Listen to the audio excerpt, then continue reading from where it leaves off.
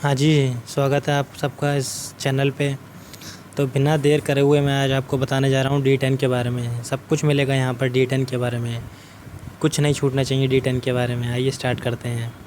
तो जो हमारा यूनाइटेड किंगडम है, आप जानते हैं, जहाँ पर सफ़ेद वाली अम्मा का रूल चलता है, जहाँ पर, जी हाँ, ब्रिटेन।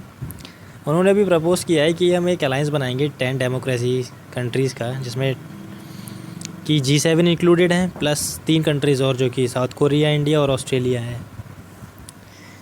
अच्छा, मैं आपको बता दूं ये G7 कंट्रीज़ कौन कौन सी हैं। अपनी अमेरिका, कनाडा, एक अपना ये ब्रिटेन जिसे हम यूके भी बोलते हैं, United kingdom, Germany, France, Italy और एक जापान।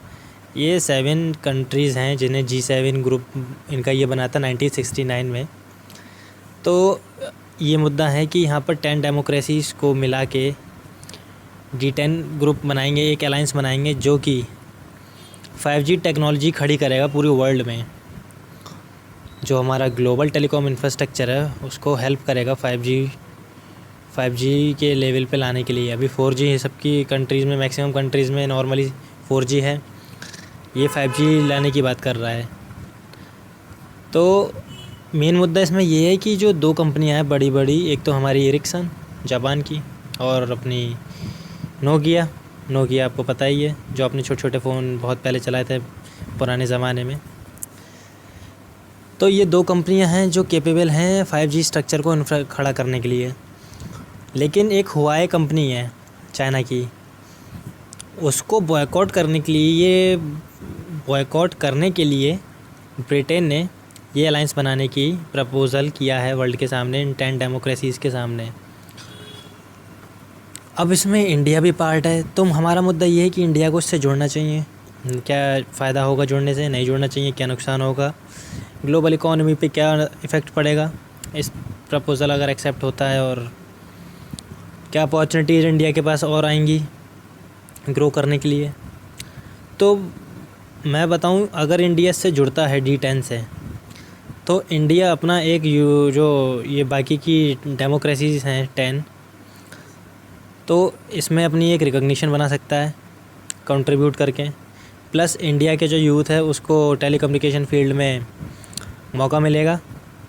और हाँ, एक सबसे मेन बात और, ये जो G7 कंट्रीज़ हैं इनको IMF करेंसीज़ ने रिकॉग्नाइज़ किया है। IMF करेंसीज़ जो हैं वो रिकॉग्नाइज्ड हैं इसमें। तो इंडिया को भी इसमें एक सीट मतलब ऐड कर सकते हैं। G7 का एक्सपेंशन होने, इंडिया को ऐड करेंगे तो G7 का एक्सपेंशन होगा, शायद ऑस्ट्रेलिया को भी ऐड करें, तो G7 का एक्सपेंशन भी हो सकता है मेरे हिसाब से, अगर इंडिया इसमें जुड़ता है तो, और इंडिया इस प्रपोज़ल को एक्सेप्ट करता है तो। और जहाँ पर हमने अपना इनिशिएटिव हमने चालू किया हमारे इंडिया में बॉयकॉट करने के लिए चाइना गवर्नमेंट, जी हाँ, सही सुन रहे हैं, चाइना लोग नहीं, चाइना लोग देखिए बहुत अच्छे हैं, चाइना के लोग बहुत प्यारे हैं, अच्छे हैं। चाइना की गवर्नमेंट बहुत ख़राब है। इवन चाइना के लोग भी चाइना की गवर्नमेंट से बहुत परेशान हैं। तो बस यही है कि चाइनीज़ गवर्नमेंट को बॉयकॉट करने का एक हमारे पास ये वेपन है, एज अ वेपन यूज़ कर सकते हैं हम, और 5G इंफ्रास्ट्रक्चर को खड़ा भी कर सकते हैं, अपनी कंट्री में ला भी सकते हैं।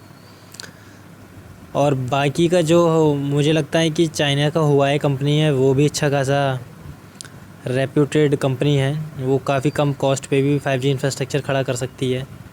तो उसको कंपटीशन देने के लिए हमें ग्लोबली काफ़ी सपोर्ट चाहिए एक दूसरी डेमोक्रेसी कंट्रीज़ का। तो वो यहाँ पर दिख सकता है जो ब्रिटेन ने प्रपोज़ किया है उनके प्रपोज़ल में। बस यही है D10, इसके बारे में बस इतना ही है। G7 ग्रुप क्या होता है इसमें आपको पता चल गया, कौन कौन सी कंट्रीज़ हैं, 2 कंपनियां कौन है इसमें जो D10 में 5G इंफ्रास्ट्रक्चर खड़ी करेंगी, हुआई और वो नोकिया और एरिक्सन। किस लिए ये बनाया गया है, ताकि हुआई चाइना की कंपनी उसको बॉयकॉट कर सकें, क्योंकि अगर उसने 5G इंफ्रास्ट्रक्चर खड़ा कर दिया तो चाइनीज़ गवर्नमेंट फिर एक बार पूरी वर्ल्ड पे सुपर पावर की तरह रूल करेगा और बाकी कंट्रीज़ को दबाएगा। जैसे कि हमारा श्रीलंका को दबाता है, हम्बनटोटा पोर्ट अभी श्रीलंका का जो साउदर्न मोस्ट पोर्ट है हम्बनटोटा, वो भी ख़रीदा है उसने। पाकिस्तान का ग्वादर पोर्ट एस्टेब्लिश कर रहा है, वो ख़रीद लिया है कर्जा दे के। कर्जा हो गया है काफ़ी इन कंट्रीज़ पे, तो ये कंट्रीज़ काफ़ी डेब्ट में हैं। ये उनकी पॉलिसीज़ को ये छोटी मोटी कंट्री समझ नहीं पाती हैं और जल्दी से ट्रैप्ड में फंस जाती हैं। तो at the end of the day in countries को फिर चाइना का गुलाम बनना ही पड़ता है। तो मेरे हिसाब से यही था नॉलेज। बाकी आपका क्या एक्सपीरियंस है, क्या है आपका मुद्दा? मुद्दा